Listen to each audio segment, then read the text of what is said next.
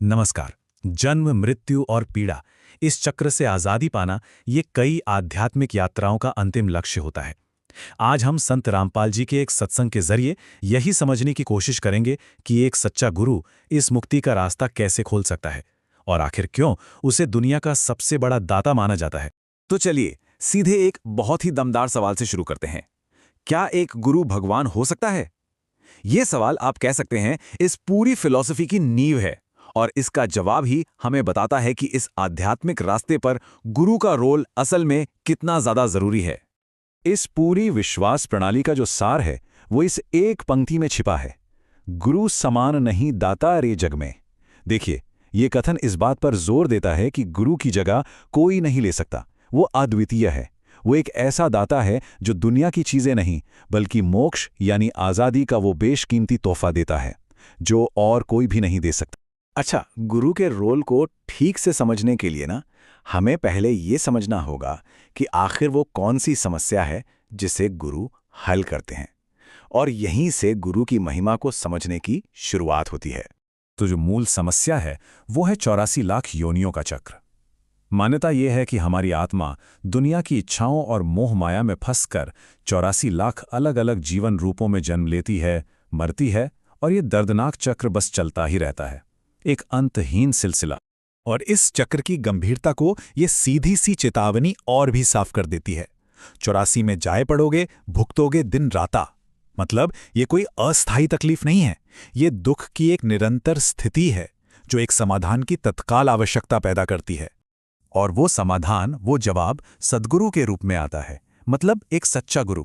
माना यह जाता है कि सिर्फ उन्हीं के पास वो शक्ति है जो जन्म मरण की इन बीड़ियों को तोड़ सकती है, और इसीलिए उन्हें परम दाता कहा गया है, क्योंकि वो भौतिक वस्तुएं नहीं बल्कि शाश्वत मुक्ति प्रदान करते हैं। लेकिन इस रास्ते पर चलने के लिए एक खास तरह की तीव्र अटूट भक्ति की जरूरत होती है, जिसे लगन कहा जाता है। तो सवाल यह है कि ये लगन आखिर होनी कैसी चाहिए?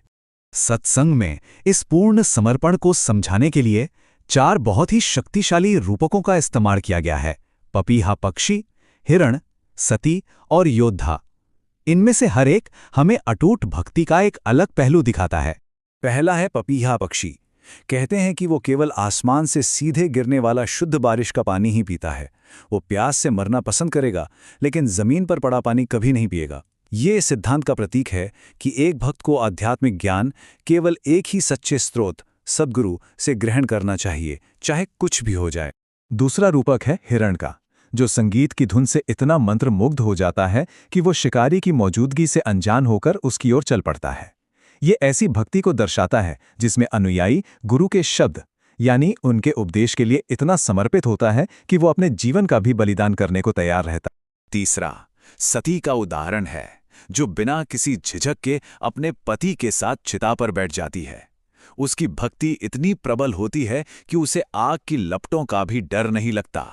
ये एक निडर भक्ति का प्रतिनिधित्व करता है जो मृत्यु के भय से भी कहीं परे है। और आखिर में योद्धा। एक सच्चा योद्धा युद्ध के मैदान में मरते दम तक लड़ता है। भले ही उसके टुकड़े टुकड़े हो जाएं, लेकिन वो कभी पीछे नहीं हटता। यह उस आध्यात्मिक दृढ़ता का प्रतीक है जो माया और काल जैसी नकारात्मक शक्तियों के खिलाफ संघर्ष में कभी हार नहीं मानती। तो जब भक्ति इतनी गहरी और पूर्ण हो तो सवाल उठता है, ये भक्ति किसके प्रति है? वो परम सत्ता कौन है? सत्संग में इस प्रश्न का उत्तर दिया गया है कि परम अक्षर ब्रह्म या सर्वोच्च अविनाशी सत्ता कौन है।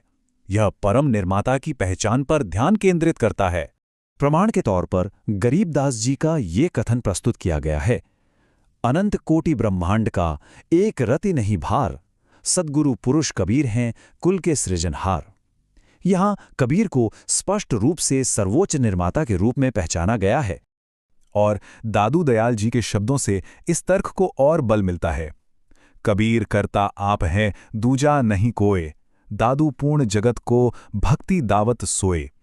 यह इस विचार को पुष्ट करता है कि सद्गुरु और सर्वोच्च निर्माता एक ही हैं, कबीर। तो अगर सद्गुरु ही सर्वोच्च सत्ता है तो उनकी शरण में रहने का क्या मतलब है? चलिए अब समझते हैं कि ये शरण एक भक्त को क्या सुरक्षा और लाभ प्रदान करती है।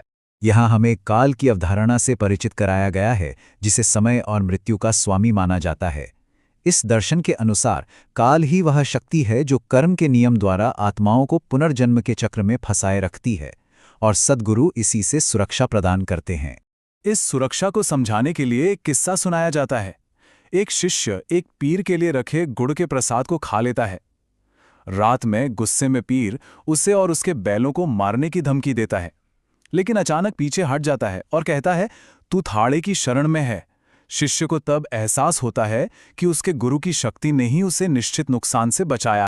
तो महत्वपूर्ण बिंदु यह है कि सद्गुरु की शरण में आने से एक भक्त काल की पकड़ से सुरक्षित रहता है, यहाँ तक कि उसके कर्मों का कर्ज भी मिटाया जा सकता है। यह गुरु की शरण को नकारात्मक शक्तियों और पिछले कर्मों के परिणामों के खिलाफ एक पूर्ण ढाल के रूप में प्रस्तुत करता है। ये सब हमें अंतिम लक्ष्य की ओर ले जाता है। एक सच्चे भक्त के लिए अंतिम वादा क्या है? वो है मोक्ष या मुक्ति। अनुयायियों से जिस अंतिम गंतव्य का वादा किया जाता है उसे सतलोक कहा जाता है।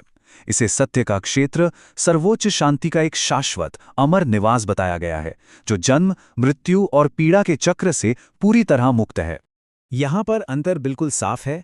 एक तरफ है सांसारिक जीवन, पीड़ा का एक अस्थायी चक्र जो कर्म और काल के अधीन है, और दूसरी तरफ है सतलोक, शाश्वत शांति, अमरता और कर्म तथा काल की पहुंच से पूरी तरह परे एक अवस्था।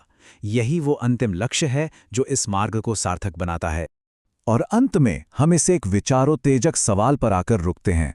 अगर पूर्ण भक्ति सभी दुखों से मुक्ति की गारंटी दे सकती है, तो कोई इसके लिए क्या समर्पण करने को तैयार होगा? यह प्रश्न इस सत्संग में प्रस्तुत मुख्य संदेश को सारांशित करता है और हमें एक शक्तिशाली विचार के साथ छोड़ देता है।